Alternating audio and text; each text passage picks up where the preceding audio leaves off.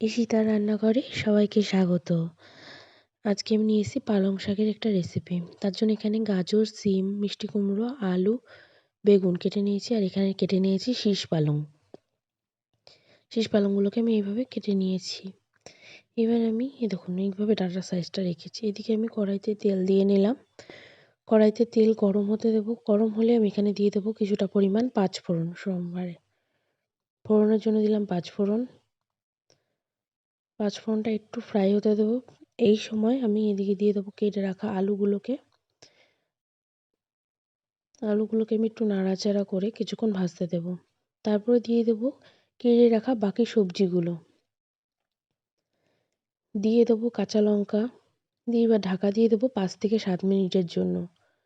5-7 minute Dhaka তুলে দিয়ে দেবো লবণ, দিয়ে দেবো হলুদ গুঁড়ো, দিয়ে ভালো করে নাড়াচাড়া করে আবারও 5 থেকে 7 মিনিটের জন্য ঢাকা দিয়ে দেবো। ঢাকা সরিয়ে আমি আবারও নাড়াচাড়া করে দেখবো সবজিগুলো অনেকটা মজে গেছে, প্লাস সেদ্ধ অনেকটা হয়ে এসছে।